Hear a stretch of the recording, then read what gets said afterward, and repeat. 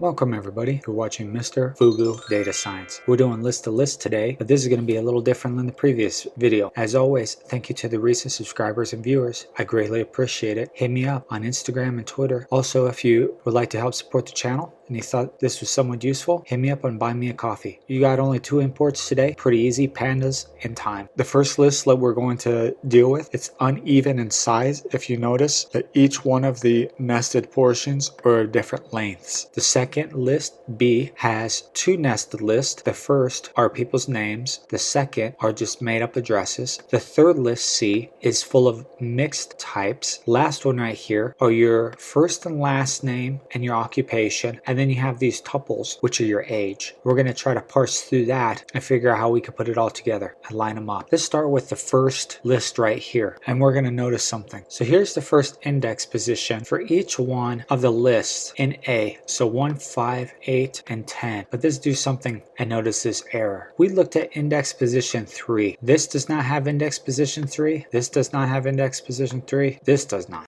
You get an out of range error. So how do you handle this?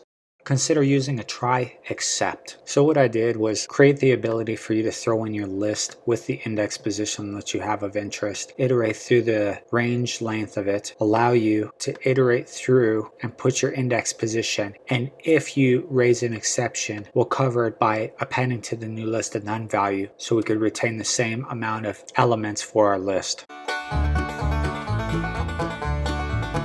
There we are. What we have is at index position 2, let's do this. So at index position 2, we're taking the number 3, the number 7. This one does not have one. This one does not have one. If we did it for 3, when it was just this number 4, what if we went out of bounds and went 4s? We get all nuns, okay? Let's check and see how fast this actually runs. All right, there's a speed it takes on my older i7 MacBook. Let's decide how we can do some flattening. So instead of going from a nested list, we flatten out into an individual list. I'm going to show multiple methods for this. Let's do a list comprehension for the first one.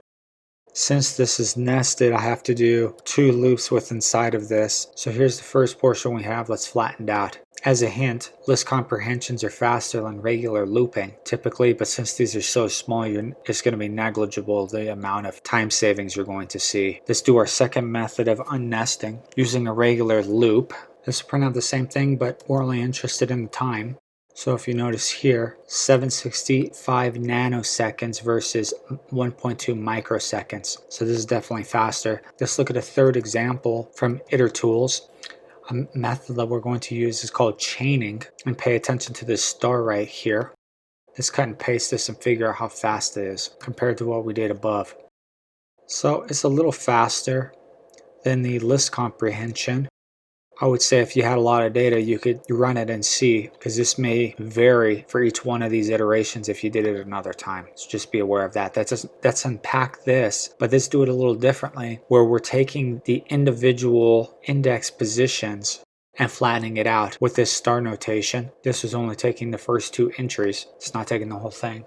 Let's look at another way to do this with extending a list. Okay, this isn't bad. This will just give us the same exact thing that we did above. Let's take the list, but only take entries relating to length 2 or more. We're going to throw this into a list comprehension, just like we did above. Here's the 2 lists of lists that we have with this specific length. I use this bracket around it so we could retain the same ordering. If you take it away, it'll just do a flattened list. We can convert this into a list of tuples where we're taking our names and our addresses. Let's look at this real quick. So if you pay attention here, here's the names of the people. Here's the addresses. Simply, we can do a zip putting these together based on their index positions. And that's what you obtain here as tuples. We can then do something where we're interested in taking this list D. Let's look at what D looks like real fast. So here's D. This is first name, last name, and their occupation. And here's the relevant ages. These are tuples. These are lists. We got to figure out how we're going to manipulate this. It's almost in the formatting that we want, but not quite yet. So let's move on to the next portion, which is going to use some of this code. We need to modify it in a few steps. So here's what we got so far with the names. So that looks fine. And then we append it in. Here's the ages that we have. I don't need to throw it into this.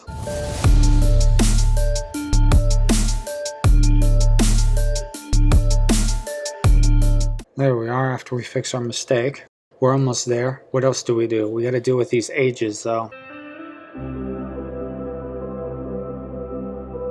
There, now we got everything together, but let's actually see what this looks like if we time this. So let's go over what happened. So I had to verify, do some kind of checking, so I decided to use the list. Since we had list versus tuples, anything low as a list, I could just take it, append it as a dictionary with its names and the iterator as its values, chuck it in here. Anything else, which would be your tuples, I'm throwing it in here, but I'm only taking the second element of the tuple, which is index 1. So we could just take the age, and I just throw it into 2 data frames and concatenate. So there we go. We're at milliseconds, which is kind of slow for what we're doing. Let's look at something else similar. This time let's use a list comprehension. So there we go. This is looking like what we had above. Now we have to still do our second part. So let's cut and paste this and fill in our new part. So now let's get that new part in. So I iterated through that real quick. Did something similar to what we did in the last one with the list, but instead I'm comparing with the dictionaries now. Since the other ones are tuples, I'm appending those directly in. I'm converting the tuples now into a dictionary, appending that. Now I'll throw it into data frames.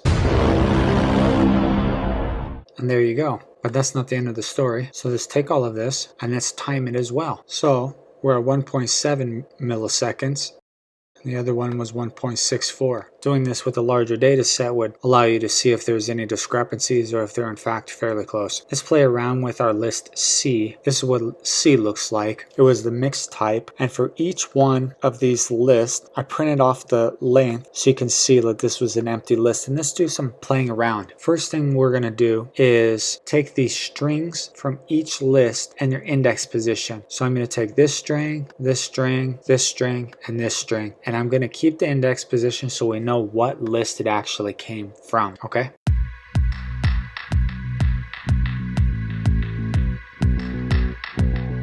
So there we go. And repaste this in there so then we can actually get it to print out, since it looks like I manipulated above somewhere. So there we are. Here's the index position showing which array it came from, and here's the string that was printed off. Let's try adding some elements to this at a specific index position. For instance, here's the original array of A, and we're going to add at array number 3 or index number 3, we're going to add 11, and that's what's placed in here at the end of that particular list. So you're just appending to the end of the list, and you're going to the third indexed list from A. We can update a value for a nested list. For instance, here's the original for E that we're creating right here. Go into the first one right here, the first index list, and put 2. But notice that it's actually updating and changing the whole list and replacing it with 2. It's not adding it in there.